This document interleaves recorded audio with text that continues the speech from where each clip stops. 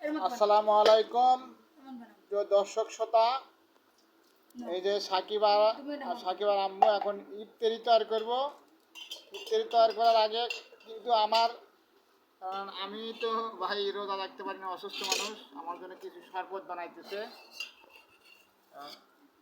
নিজে সাকিবার আম্মু শরবত বানায়, আর তার দিকে সাকিবার কিন্তু খেয়াও কিন্তু শরবত বানাইতেছে। আম্মু তুমি বানাইতেছো শরবত?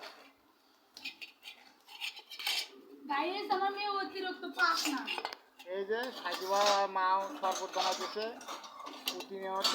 এই সাকিবা কিন্তু এরকম করে শরবত বানায়। দেখেন আমার মেয়ে কত চালাক। শরবত বানাও মা, কিরম শরবত বানাচ্ছ?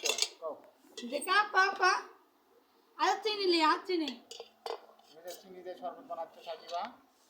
বানাইতেছ?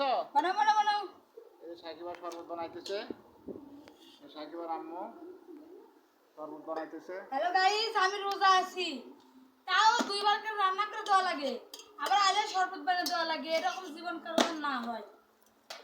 এই যে তুমি রোজা নেই মা? আম্মু তুমি রোজা নাই?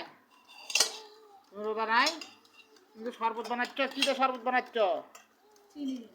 খালি চিনি দিয়ে শরবত বানাচ্ছ? ওই যে সাকিবা শরবত বানাইতেছে। কি দিয়ে শরবত বানাইতেছে? সাকিবা শরবত বানাইতেছে, কটা চিনি দিছে। আর আম্মু এবার আম্মু আমার জন্য হরপত বানাই দিতে। হরপত খালি পানি হরপত দিতেছে। এই যে গাইস, আমি রোজা থাকি, তাও তো বানাই দিচ্ছি। আর ভাগ্যটা ভালো কান। আমার ভাগ্য হলো ভালো। স্বামীর খেজুর মানে কি ভাই? ভাই তাও তো আমি রোজা আছি কান। আমি তো অসুস্থ মানুষ। অসুস্থ আমি সারাদিন কাজ করে। অসুস্থ থাকতে পারি না, এমন সমস্যা আমার।